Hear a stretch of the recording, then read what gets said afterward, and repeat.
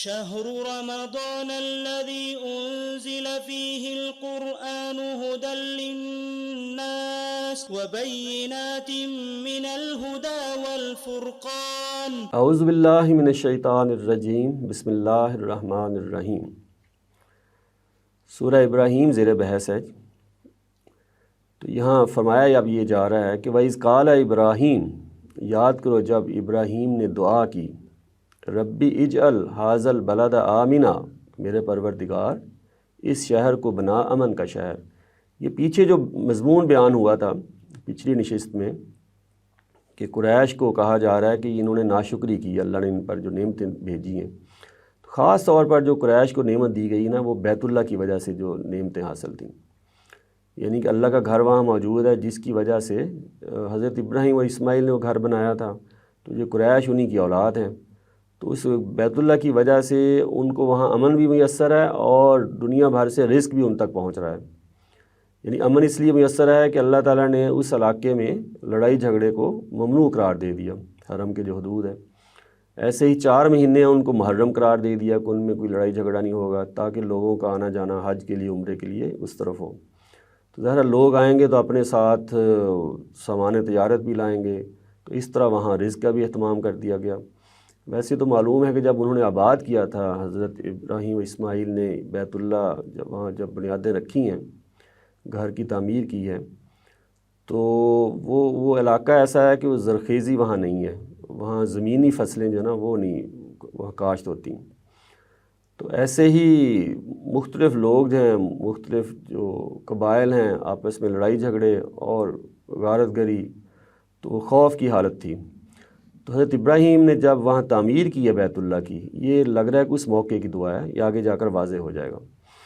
تو اب ابراہیم علیہ السلام چونکہ ان کے باپ ہیں قریش کے، تو اب ان کا حوالہ دے کر بات سمجھانے کی کوشش کی جا رہی ہے۔ جب ابراہیم نے دعا کی ربی اجعل ھذا البلد آمنا، میرے پروردگار اس شہر کو امن کا شہر بنا، یہ جو مکہ ہے، وجنبنی اور مجھے دور رکھ، وبنیہ میری اولاد کو، ان نعبد الاصنام کہ ہم بتوں کو پوجنے لگیں۔ یہ بتایا کہ ابراہیم جو جن کی طرف تم نسبت کر رہے ہو اور تمہیں معلوم ہے کہ انہی کا یہ تعمیر کردہ گھر ہے، وہ توحید پر کھڑے تھے۔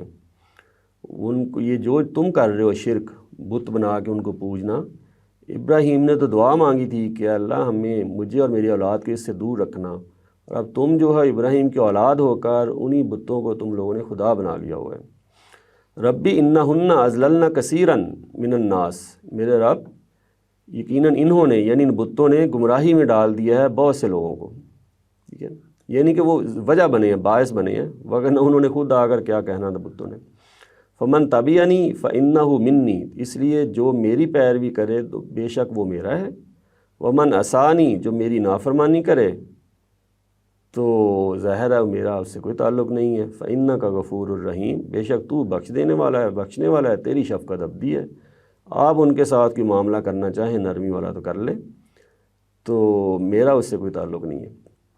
یہ بتا دیا ہے قریش کو کہ تم کہہ رہے ہو کہ ہم ابراہیم سے ہمارا تعلق ہے، تو یہ ہے تعلق تمہارا۔ حضرت ابراہیم نے تو اعلان برات کر دیا تھا کہ جو بتوں کی پوجا کرے گا، دوسروں کو معبود بنائے گا خدا کے ساتھ، ان سے میرا کوئی تعلق نہیں ہے۔ ربنا، اے ہمارے پروردگار، حضرت اسماعیل بھی ساتھ ہیں، انی اسکنت من ذریتی، بے شک میں نے لا بسایا ہے اپنی اولاد میں سے، بوادن غیر ذی زرع، ایک وادی میں جو کہ بغیر کھیتی والی ہے، وہاں فصلیں نہیں کاشت ہوتی۔ اور ظاہر ساری اولاد کو نہیں آباد کیا تھا، صرف اس حضرت اسماعیل کو لے کر آئے تھے، اور حضرت اسحاق جو ہیں دوسرے بیٹے، ان کو فلسطین میں آباد کیا تھا۔ تو کہاں آباد کیا ہے جی؟ ایک ایسی وادی میں جو کہ جہاں کھیتی نہیں ہوتی، فصلیں نہیں اگتی، عند بیتک المحرم، تیرے حرمت والے گھر کے پاس۔ یہ جو بیت اللہ ہے اس کو آباد کرنے کے لیے یہ جو ہے نا یہ معاملہ کیا گیا ہے کہ اپنی اولاد کو یہاں بسایا ہے۔ ربنا، ہمارے پروردگار، لیقیموا الصلاۃ، اس لیے یہ کیا ہے کہ تاکہ وہ نماز کا اہتمام کریں، میری اولاد جو ہے یہاں وہ نماز کا اہتمام کرے۔ یہ مسجد حرام ہے نا، یہ مسجد ہے اصل میں بیت اللہ، تو مسجد اس لیے بنائی جاتی ہے اللہ کی عبادت کے لیے، تو بتا دیا کہ یہ بیت اللہ کے پاس اس لیے میں نے آباد کیا ہے کہ یہ نمازی بنے۔ اور پیچھے بیان ہوا ہے جو کفار کیا کر رہے ہیں، وہ نماز انہوں نے ضائع کر دی ہوئی ہے، اور اہل ایمان کو اللہ نے کہا کہ تم لوگوں نے نماز کا اہتمام کرنا ہے، گویا کہ حضرت ابراہیم والا ہی معاملہ، دین ابراہیم پر تم نے قائم ہو جانا ہے۔ فَاجْعَلْ أَفْئِدَةً مِّنَ النَّاسِ، سو تو کر دے لوگوں کے دل، تہوی الیہم، کہ وہ ان کی طرف مائل ہوں، کہ وہاں ظاہر ہے کوئی آباد علاقہ تھوڑی ہے وہ، یعنی کہ ایسا کوئی شہری کوئی علاقہ کہ تمدن ایسا کہ ترقی یافتہ، تو اس طرح کی صورتحال نہیں ہے۔ تو ابراہیم دعا کر رہے ہیں کہ بھی یہ بنجر غیر آباد یہ علاقہ ہے، تو یہاں لوگ بھی آئیں، اور آگے وَرْزُقْهُم مِّنَ الثَّمَرَاتِ، اور انہیں پھلوں کی روزی بھی عطا فرما، یعنی جو چیزیں زمین سے اگتی ہیں، پھلوں سے مراد یہاں غلہ ساری چیزیں شامل ہیں، لَعَلَّهُمْ يَشْكُرُونَ، اس لیے کہ وہ شکر ادا کریں۔ تو اپنی اولاد کے بارے میں یہ دعا کی ہے کہ ان کو یہاں رزق بھی میسر ہو اور یہاں خوف بھی نہ ہو۔ تو اللہ تعالیٰ نے یہ دونوں دعائیں پوری کی، وہاں کے لوگوں کو حج اور عمرے کی وجہ سے رزق کی جو فراہمی ہے وہ آسان ہو گئی، لوگوں کا آنا جانا ہو گیا، اور امن بھی اس طرح ملا کہ 4 مہینے مقرر کر دیے، کوئی لڑائی جھگڑا نہیں ہونا چاہیے، اور ویسے بھی جو حدود ہیں بیت اللہ کے حرم کے، وہاں بھی کوئی اس طرح کا معاملہ نہیں ہونا چاہیے۔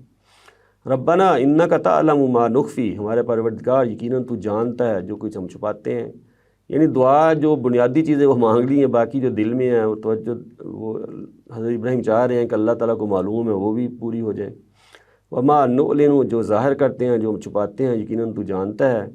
وما یخفی علی اللہ من شیء، اور کوئی چھپا ہوا نہیں اللہ سے، فی الارض ولا فی السماء، زمین میں نہ آسمان میں، اللہ تعالیٰ کے علم کی طرف یہ بتا دیا۔ بار بار ربنا کہہ کے جو ہے وہ اللہ تعالیٰ کی رحمت کو جوش بھی دلایا جا رہا ہے۔ الحمدللہ، یہ پیچھے جو اللہ تعالیٰ نے ان پر نعمتیں کی ہیں اب اس پر شکر کیا گیا ہے، اور اگلی کہ اللہ تعالیٰ مزید دے تو اس کے لیے گویا کہ وسیلہ بن گیا ہے۔ پیچھے اللہ نے بیان کیا نا کہ پہلے سے جو موجود نعمت ہے جو اس کا شکر کرے گا، اس کا حق ادا کرے گا تو اس کو مزید دوں گا۔ تو یہاں بتا دیا کہ پہلے بھی آپ نے میرے ساتھ جو یہ معاملہ کیا ہے نعمت دینے کا، اس کا حوالہ الحمدللہ، اللہ کا شکر ہے، الذی وہب علی، جس نے عطا فرمائے مجھے، علی الکبر، بڑھاپے میں، اسماعیل و اسحاق، اسماعیل اور اسحاق۔ اس سے معلوم ہوا کہ جب یہ بیت اللہ کی تعمیر ہوئی ہے، یہاں حضرت اسماعیل کو آباد کیا ہے، تو اس وقت حضرت اسحاق موجود تھے۔ یہ جو ہمارے ہاں جو معروف ہے بعض روایتوں کی وجہ سے کہ حضرت اسماعیل بہت بچے تھے، اور حضرت اسماعیل حضرت ہاجرہ کو وہاں چھوڑ آئے حضرت ابراہیم، تو یہ بات اس آیت کے مطابق نہیں ہے۔ اس آیت سے یہ معلوم ہوتا ہے کہ اسماعیل کو وہاں آباد کیا ہے مکہ میں جب حضرت اسحاق بھی موجود ہیں، اور معلوم ہے کہ حضرت اسحاق حضرت اسماعیل کے بعد پیدا ہوئے ہیں۔ وہ ہے کہ حضرت اسماعیل کی اتنی عمر ہے کہ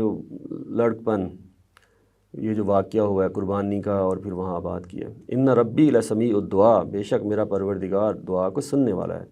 کہ اللہ پہلے بھی آپ نے میرے اوپر جو یہ نام فرمایا ہے کہ بڑھاپے میں مجھے اسماعیل اسحاق دیے ہیں، ایسی اب جو میں اپنی اولاد یہاں بسا کے جا رہا ہوں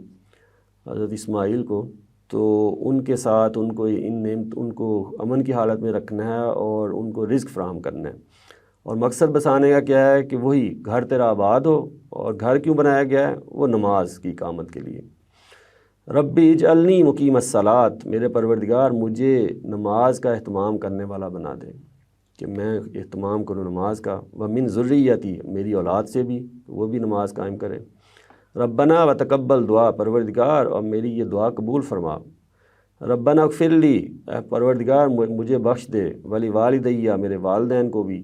وللمؤمنین، اور سب اہل ایمان کو، یوم یقوم الحساب، اس دن جب حساب قائم ہوگا۔ یہاں والدین کا ذکر کیا ہے، دوسری جگہ سے معلوم ہوتا ہے کہ اللہ تعالیٰ نے روک دیا تھا حضرت ابراہیم کو کہ والد کے لیے دعا نہیں کرنی، لیکن وہ چونکہ وعدہ کر آئے تھے جب والد نے گھر سے نکالا ہے وہاں سے کہ میں اپنے رب سے مغفرت کی دعا کروں گا کہ میرے باپ پر رحم فرمائے، تو وہ دعا کر لی، لیکن اللہ تعالیٰ نے بعد میں بتا دیا کہ وہ خدا کا دشمن ہے، تو اس کے حق میں دعا نہیں کرنی۔ لیکن یہاں لگتا ہے کہ انہوں نے دعا کیا، دوسری کا قرآن میں معلوم ہو جاتا ہے کہ اللہ تعالیٰ نے پھر روک دیا تھا، دوبارہ انہوں نے دعا نہیں کی۔ تو یہ حضرت ابراہیم کی سرگزشت وہاں اس لیے سنائی گئی ہے، قریش کو بتانا یہ مقصود ہے کہ تم کہتے ہو کہ ہم ابراہیم کی اولاد ہیں، ابراہیم کی دعوت یہ تھی جو کہ تم اس کے بالکل برعکس کھڑے ہو۔ ابراہیم کی دعوت یہ تھی کہ توحید پر قائم رہنا ہے ہم نے، اور نماز کا اہتمام رکھنا ہے۔ تم لوگوں نے توحید کو چھوڑ کر شرک اپنا لیا اور نماز تم لوگوں نے ضائع کر دی۔ تو چنانچہ یہ جو نعمتیں تمہیں حضرت ابراہیم کے وسیلے سے بیت اللہ کی وجہ سے ملی ہوئی ہیں، یہ جو امن ملا ہوا ہے اور تم بیت اللہ کے جو رکھوالے ہو، اس وجہ سے تمہیں خصوصی تمہارے ساتھ سلوک کیا جاتا ہے۔ باقی جو قومیں قبیلے ہیں وہ تمہیں اس نظر سے دیکھتی ہیں کہ یہ بیت اللہ کے متولی ہیں، اس وجہ سے بھی تمہیں یہ جو پروٹوکول ملا ہوا ہے تو تمہیں اس کی قدر کرنی چاہیے۔ چنانچہ تمہیں آگے بڑھ کر اس پیغمبر کی دعوت پر ایمان لانا چاہیے، لیکن تم اس کے برعکس کر رہے ہو۔ وآخر دعوانا ان الحمد للہ رب العالمین۔